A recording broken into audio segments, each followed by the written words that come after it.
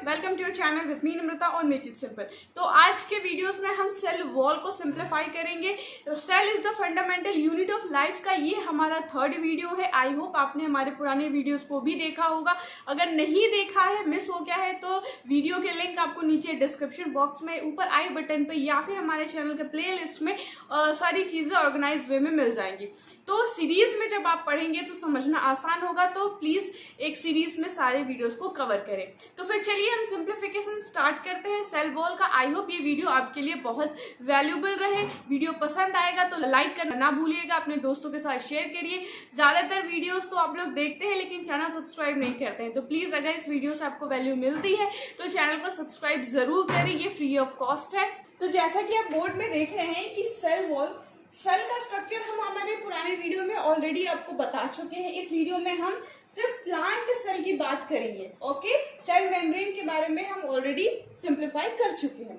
तो ये स्ट्रक्चर जो आप देख रहे हैं और ये बाहरी जो लेयर आप देख रहे हैं, ये क्या कहलाती है? ये होती है सेल वॉल, राइट। अब हम सेल वॉल को पढ़ने से पहले थोड़ा इनके बारे में जान ले कि इनका फंक्शन क्या होता है, ये क्या करते हैं प्लांट्स में, है ना। सेल वॉल का आखिर यूज क्या है, इसकी महत्व क्या है, तो सबसे पहले हम वो देख लेते हैं। कवरिंग होती है आउटर मोस्ट लेयर की, है ना। सेल, ये अपना सेल है, ठीक है। इसका जो आउटर मोस्ट लेयर है वो क्या है? सेल वॉल है। ये प्रोटेक्टिव लेयर है, कवर करके रखता है सेल को। ये चूंकि ये ठोस है, रिजिड है, तो क्या ये शेप भी बनाता है ना। इसका ये इस टाइप का शेप किसकी वजह से बना है? सेल वॉल की वजह से ये शेप बन पाता है ना। सेल को, सेल ऑर्गेनेल्स को सपोर्ट भी देता है, मैकेनिकल सपोर्ट देता है, स्ट्रेंथ, मजबूती प्रोवाइड करा देता है, प्रोटेक्ट करता है पूरे सेल ऑर्गेनेल्स को, सेल को। सेल वॉल इतनी इंपॉर्टेंट होता है सेल के लिए, राइट। एक प्रोटेक्टिव लेयर है, अंदर सेंसिटिव चीज है जिसके ऊपर एक कड़ा आवरण है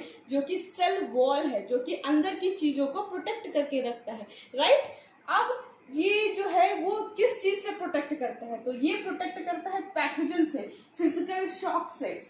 क्योंकि अगर सेल वॉल नहीं रहेगी प्लांट में तो आप देखो इन्वायरमेंट में कितने पैथोजेंस घूमते रहते हैं, बैक्टीरिया, वायरस, फंजाई, कितनी चीजें घूमती रहती हैं। अगर सेल वॉल ना रहे तो सेल तो जी ही नहीं पाएंगे, है ना, सर्वाइव ही नहीं कर पाएंगे। क्योंकि प्लांट तो एक जगह खड़े रहते हैं ना, शेल्टर नहीं ढूंढ सकते हैं। अगर ठंडी आए, बरसात आए या ऐसी कोई चीजें आए जिसकी वजह से वो अपने आप को प्रोटेक्ट करके रखे। प्लांट में तो नहीं है एक जगह जहाँ वो ग्रोथ कर लिए, जहाँ उग गए वो वहीं रहता है। ऐसा तो नहीं कि जगह बदलते हैं, नहीं है ना ऐसा चीज।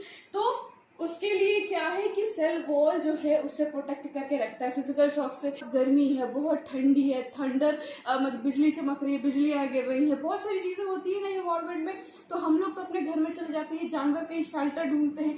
हर एक एनिमल कहीं ना कहीं बिल में या फिर किसी गुफाओं में घुस जाता है, कोई एक शेल्टर ढूंढता है एनिमल। लेकिन प्लांट जहाँ है वहीं खड़ा रहता है, चाहे जैसी भी परिस्थिति हो। तो उन सब चीजों से कौन प्रोटेक्ट करेगा? उन सब चीजों को से प्रोटेक्ट करने के लिए सेल के पास अपना एक प्रोटेक्टिंग लेयर होता है जो कि कहलाता है क्या? Cell wall, right. तो ये चीजें हुई क्लियर। अब देखते हैं रिस्पॉन्सिबल फॉर ट्रांसपोर्टेशन सब्सटेंस, ठीक है, बिटवीन और क्रॉस द सेल। मतलब कि जो सेलुलर सब्सटेंस है ना, वो सेल के अंदर और एक सेल से दूसरे सेल में ट्रांसपोर्ट करने के लिए भी जो है वो सेल वॉल बहुत इंपॉर्टेंट होता है। क्योंकि सेल के पास प्लाज्मोडेस्माटा होता है जो कि सेलुलर कंपोनेंट को एक सेल से दूसरे सेल में ट्रांसपोर्ट करता है, ठीक है। तो ये ट्रांसपोर्टेशन के लिए भी बहुत जरूरी है सेल वॉल। इसके अलावा जो कंपोजिशन है सेल वॉल की वो अलग अलग विभिन्न हो सकती है, उसमें भिन्नताएं हो सकती हैं अकॉर्डिंग टू द ऑर्गेनिज्म। हर मतलब कि सेल वॉल सिर्फ प्लांट में तो प्रेजेंट नहीं है, कुछ बैक्टीरियाज में भी आते हैं, कुछ फंगस में भी आते हैं। तो इन सब का जो कंपोजिशन है, कंपोजिशन मतलब किन किन चीजों से ये मिलकर बना हुआ है, तो वो डिफरेंट हो सकते हैं क्योंकि रिक्वायरमेंट के अकॉर्डिंग चीजें होती है ना। तो अगर प्लांट में जिस कंपोजिशन की ज्यादा जरूरत है उस चीज के अकॉर्डिंग सेल वॉल बना हुआ है, बैक्टीरिया में जिसकी ज्यादा जरूरत है उसके अकॉर्डिंग उसका सेल वॉल बना हुआ है, ठीक है। लाइक एग्जांपल हम यहाँ समझते हैं, प्लांट में जो मोस्ट अबंडेंट सब्सटेंस क्या है? वो है कार्बोहाइड्रेट, ठीक है। तो सेल्यूलोज, ठीक है, सेल्यूलोज कार्बोहाइड्रेट का ही एक फॉर्म है, राइट। तो जो प्लांट का जो सेल वॉल है वो मोस्टली सेलुलोज का बना हुआ है, जो कि एक पॉलीसैकेराइड है, मतलब ग्लूकोज है ना, पॉली मतलब ढेर सारे, सैकेराइड मतलब शुगर मॉलिक्यूल। ये हम पहले भी बता चुके हैं ना कार्बोहाइड्रेट की सीरीज में। तो ये क्या है, ये कार्बोहाइड्रेट्स है। और इसके एग्जाम्पल हम कहाँ देखते हैं, एग्जाम्पल है पेपर, कॉटन फाइबर, ये एग्जाम्पल है सेल्यूलोज के, राइट। तो लेकिन जब हम बैक्टीरिया की बात करेंगे तो ये म्यूरिन जो है वो पेप्टिडोग्लाइकेन से मिलकर बना हुआ है, जो कि है पेप्टिडो मतलब अमाइनो एसिड, ग्लाइकेन मतलब शुगर, है ना। तो अमाइनो एसिड प्लस शुगर का कंपोजिशन है जो कि है म्यूरिन, इससे मिलकर बैक्टीरिया की सेल वॉल बनी हुई है, ठीक है। उसके बाद लास्ट में हम देखते हैं क्या, फंजाई का जो सेल वॉल है वो काइटिन से मिलकर बना हुआ होता है। तो इतनी चीजें आपको क्लियर हुई कि सेल वॉल कहाँ पाया जाता है, कैसा दिखाई देता है, इसके काम क्या है, और अलग अलग ऑर्गेनिज्म में इसके कंपोजिशंस जो है वो डिफरेंट हो सकते हैं। तो जो प्रोकैरियोटिक सेल्स हैं उसमें 2 लेयर्स होती हैं, एक इनर लेयर और एक आउटर लेयर। जो अंदर की लेयर होती है वो पेप्टिडोग्लाइकेन की बनी होती है, और जो आउटर लेयर है वो लिपोपॉलीसैकेराइड या लिपोप्रोटीन्स की बनी होती है, ठीक है। यूकैरियोट्स की बात करें तो इसमें जो सेल वॉल की 3 लेयर होती हैं, primary cell wall, middle lamellae and secondary cell wall, right. Middle lamella से हम शुरू करते हैं। मिडिल लैमेला का जो काम ये है कि ये 2 प्लांट सेल को डिवाइड करती है, ठीक है, सेपरेशन का काम करती है मिडिल लैमेला। तो यहाँ पे सेपरेट, आप जब इस डायग्राम को देखेंगे तो ये जो मोटी ब्लू वाली लाइन है ये मिडिल लैमेला का काम कर रही है, क्योंकि ये 2 सेल्स को जो डिवाइड कर रही है, ठीक है। ये मिडिल का लेयर है, इसीलिए इसे हम मिडिल लैमेला कहते हैं। मिडिल लैमेला के बाद जो ये ब्लैक वाली लाइनिंग आप देख रहे हैं ये हमारी प्राइमरी सेल वॉल, ठीक है। मैं इसको लिख देती हूँ, जो ब्लू वाली लाइन है वो क्या है, मिडिल लैमेली, ठीक है। और जो ये ब्लैक वाली लाइन आपको दिख रही है मिडिल लैमेला के जस्ट बाजू में, ये हमारी primary cell wall. Primary cell wall की ठीक बाद जो रेड वाली लाइन आपको दिख रही है ये हमारी secondary cell wall. Secondary cell wall के बाद जो ये ब्लू वाली लाइनिंग वापस आपको दिखाई दे रही है ये क्या है, हमारी सेल मेम्ब्रेन। और सेल मेम्ब्रेन के अंदर साइटोप्लाज्म और बाकी सेल ऑर्गेनेल्स मौजूद है। तो जैसा कि हमने बताया जो सेल वॉल है वो 3 लेयर से मिलकर बनी हुई है, प्राइमरी, मिडिल और सेकेंडरी सेल वॉल, राइट। अब इसको हम सेपरेटली देखते हैं कि ये किन किन चीज़ों से मिलकर बनी है और इसका काम क्या है। तो सबसे पहले प्राइमरी सेल वॉल जो है वो सबसे आउटर मोस्ट लेयर है, ठीक है। और ये पतली होती है, फ्लेक्सिबल होती है, सेलुलोज, पैक्टिन, हेमीसेलुलोज, प्रोटीन और लिपिड से बनी हुई होती है, राइट। ये प्राइमरी सेल वॉल जो ठीक मिडिल लैमेली के अंदर पाई जाती है, ठीक है। तो ये है हमारा, जैसे कि स्ट्रक्चर हमने ये अभी बताया हुआ है कि ये है हमारी प्राइमरी सेल वॉल, ठीक है। प्राइमरी सेल वॉल को ही बीच से सेपरेट करता है ना मिडिल लैमेली, 2 सेल को अलग करता है ना। तो ये सबसे एक सेल का सबसे आउटर वाला लेयर हुआ। प्लांट सेल में डिवीज़न जो है वो सेल प्लेट के थ्रू होता है। सेल प्लेट वो लाइन होती है जो एक सेल को 2 बराबर भागों में डिवाइड कर देती है। तो जो ये सेल प्लेट है ये आगे सेंट्रीफ्यूगल ग्रोथ के कारण सेल प्लेट से मिडिल लैमेली में कन्वर्ट हो जाती है। और मिडिल लैमेली क्या है, 2 डॉटर सेल को सेपरेट करने वाली वो लाइन है, राइट। और इसी मिडिल लैमेली के आसपास नई लेयर बनती है जिसे हम प्राइमरी सेल वॉल कहते हैं, राइट। प्राइमरी सेल वॉल का जो डेवलपमेंट है ना वो यंग डॉटर सेल में ही हो जाता है, और प्राइमरी सेल के बाद जब सेल पूरी तरह से डेवलप हो जाता है तब उसमें सेकेंडरी सेल वॉल का फॉर्मेशन होता है। फिर लैमेला के बाद वाली आउटर लेयर है और ये फ्लेक्सिबल होती है, थिन होती है, सेलुलोज, पैक्टिन, हेमीसेलुलोज, प्रोटीन और लिपिड के द्वारा बनी हुई होती है, और ज़्यादातर सेलुलोज की बनी हुई होती है, क्योंकि प्लांट सेल में मोस्ट अबंडेंट कंपोनेंट क्या है, सेलुलोज है। सेलुलोज प्रचुर मात्रा में प्लांट सेल में पाया जाता है। और सेल वॉल, अब जैसे कि हमने बताया कि मिडिल लैमेली क्या है, मिडिल लैमेली हमने बताया ना कि 2 सेल को सेपरेट करने वाली बाउंड्री लाइन है। ये एक सीमेंट की तरह काम करती है, दोनों सेल को आपस में जोड़ने के लिए कह सकते हैं या सेपरेट करने के लिए कह सकते हैं। मतलब ये वो बाउंड्री लाइन है जिससे 2 सेल सेपरेट होती है, ठीक है। तो ये 2 एडजेसेंट सेल को सेपरेट करती है, ठीक है। और किस चीज से बनी होती है, पैक्टिन की बनी होती है। इसके अलावा उसमें कैल्शियम और मैग्नीशियम के पैक्टिड्स मौजूद होते हैं और इसके अलावा lignin, protein can be found. तो इसमें लिग्निन और प्रोटीन भी पाया जा सकता है। हॉरिजॉन्टल में है, अब हम इसको सीधा खड़ा कर दे, वर्टिकल बना दे, एक स्तंभ जैसा बना दे, तो कुछ इस तरीके से स्ट्रक्चर दिखाई देगा। हमारा क्या मिडिल लैमेली,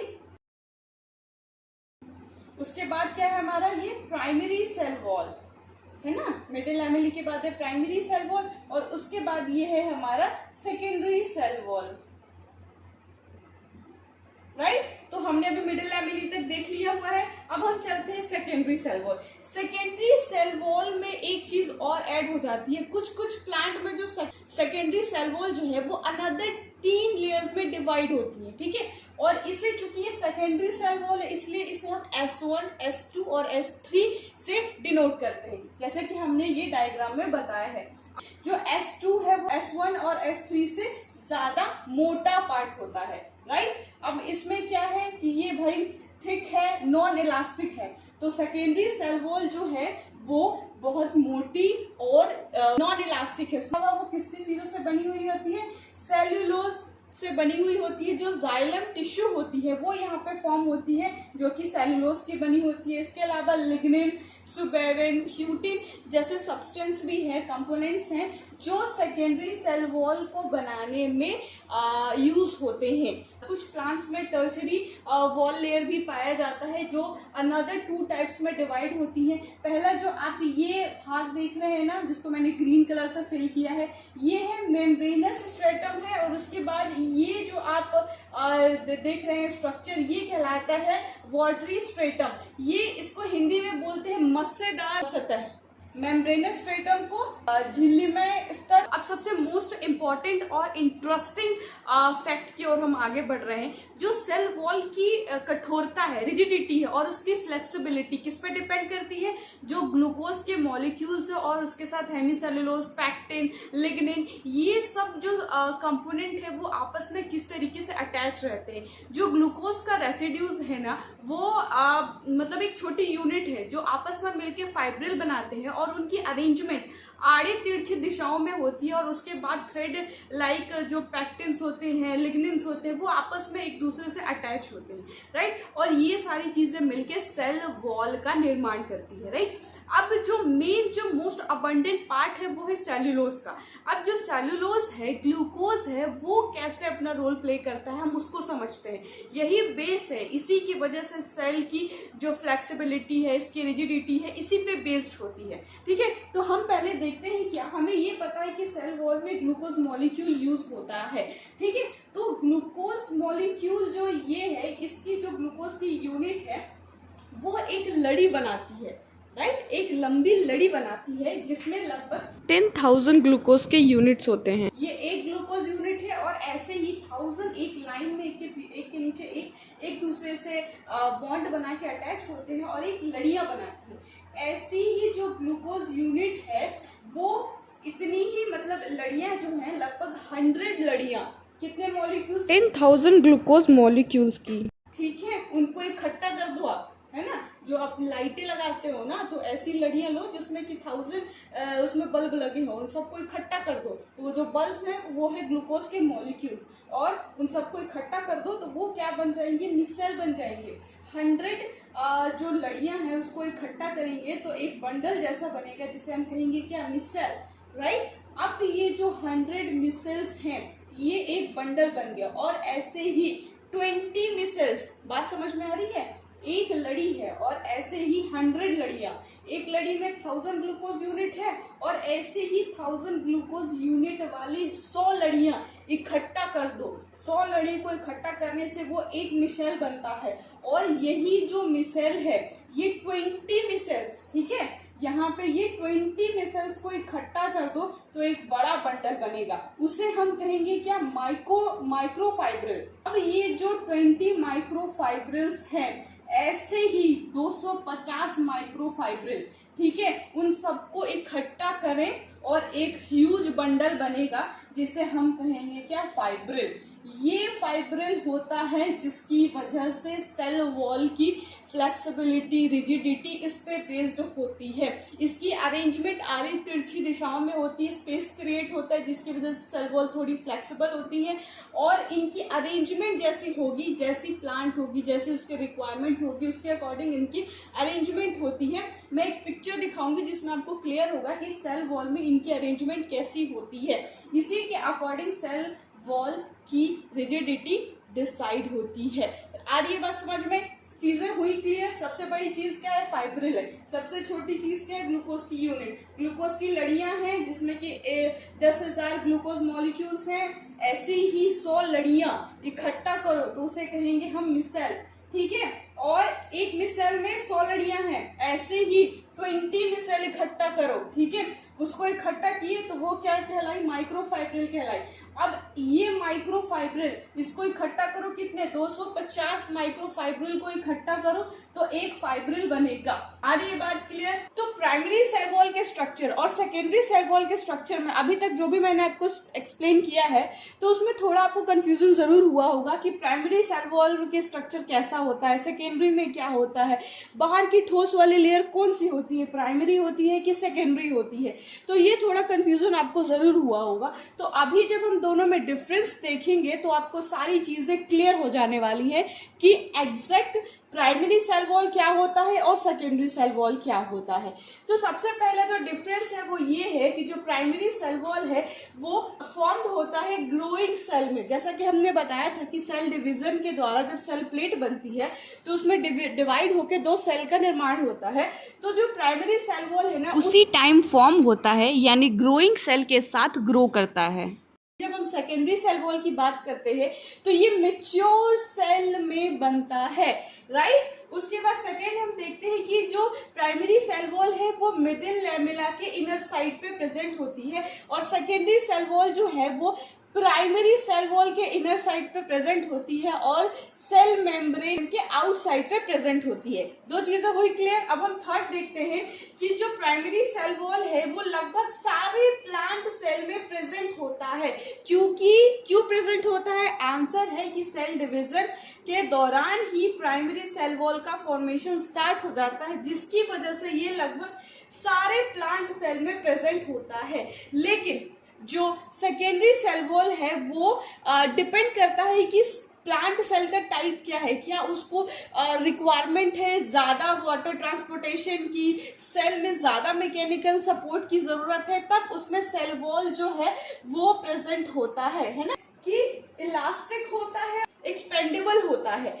क्योंकि जो प्राइमरी सेल वॉल है वो शुरू से ही ग्रोइंग स्टेज से ही बन जाता है तो उसकी इलास्टिसिटी तो होगी ही, थोड़ा लचीलापन तो होगा ही, तभी वो एक्सपेंड करेगी, बढ़ेगी। और चूंकि इसमें इलास्टिसिटी है तो ये एक्सपेंड भी करेगा, अपने साइज में इंक्रीज भी करेगा क्योंकि उसको ग्रोइंग सेल के साथ डेवलप होना है। Secondary cell wall mature cell में डेवलप होता है तो वो कठोर हो जाता है, रिजिड रहता है, एक्सपेंशन नहीं हो पाता है। सिंगल सेल लेयर वॉल होती है। प्राइमरी सेल में हम जब स्ट्रक्चर देखा था तो प्राइमरी सेल वॉल की सिर्फ एक लेयर ही हमने देखी थी, राइट। लेकिन जब हम सेकेंडरी सेल वॉल के बारे में पढ़े थे उसमें हमें 3 लेयर दिखाई दी थी, S1, S2 और S3, है ना। और S3 के बाद भी हमें 2 और लेयर दिखाई दिए थे, है ना। तो 3 लेयर की हो सकती है या 3 लेयर से ज्यादा की भी हो सकती है, ठीक है। आप देखते हैं 6 नंबर, जो माइक्रोफाइब्रिल है, जो कि अभी हमने इस स्ट्रक्चर में आपको बहुत अच्छे से एक्सप्लेन किया है कि सेलुलोज के माइक्रोफाइबर्स कैसे होते हैं, राइट। तो जो प्राइमरी सेल वॉल है चूंकि ये फ्लेक्सिबल है ना, और एक्सपेंडेबल है तो उसका जो फाइब्रिल है वो छोटा है और वेवी है और साथ ही लूजली अरेंज्ड है, वो एकदम कॉम्पैक्ट अरेंज नहीं है क्योंकि इसकी अरेंजमेंट ही जैसा कि हमने बताया था वो फ्लेक्सिबिलिटी के लिए रिस्पॉन्सिबल होता है। अगर उसके बीच में स्पेस है तो वो फ्लेक्सिबल होगा, राइट। लेकिन जब हम सेकेंडरी सेल वॉल की तरफ देखते हैं तो ये लॉन्ग फाइब्रिल होते हैं और स्ट्रेट होते हैं और कॉम्पैक्टली अरेंज्ड होते हैं, मतलब एकदम सटे सटे हुए अरेंज हो गए। एक पिक्चर मैं आपको शो करूंगी जिससे कि आपको क्लियर होगा प्राइमरी सेल वॉल और सेकेंडरी सेल वॉल की अरेंजमेंट कैसी होती है। बताया है कि नो एडिशनल मटेरियल, इसका मतलब ये है कि सेकेंडरी सेल वॉल में जो लिग्निन और सुबेरिन वगैरह पाया जाता है वो प्राइमरी सेल वॉल में नहीं पाया जाता, क्योंकि लिग्निन और सुबेरिन जो है वो सेल वॉल को टाइट रखने में हेल्प करता है ना, उसकी रिजिडिटी को इंक्रीज करता है। जो नेक्स्ट हम 8 पॉइंट देखते हैं कि प्राइमरी सेल वॉल में जो सेलुलोज का कंटेंट है वो लो होता है, ठीक है, क्योंकि ये लूजली और गैप में प्रेजेंट होते हैं तो इसकी मात्रा कम है, लेकिन कंपैरेटिवली सेकेंडरी सेल वॉल में इसकी मात्रा हाई होती है, क्योंकि ये टाइटली और कॉम्पैक्ट अरेंज है तो सेलुलोज का कंटेंट जो है वो हाई होता है। इसके अलावा जो प्राइमरी सेल वॉल है इसमें हेमीसेलुलोज, लिपिड और प्रोटीन की मात्रा जो है वो ज्यादा होती है, लेकिन यही चीज सेकेंडरी सेल वॉल में रिलेटिवली कम पाया जाता है, लो अमाउंट होता है किसका, हेमीसेलुलोज, लिपिड, प्रोटीन की, राइट। आई होप आपको हमारे ये सिंप्लीफिकेशन पसंद आया होगा।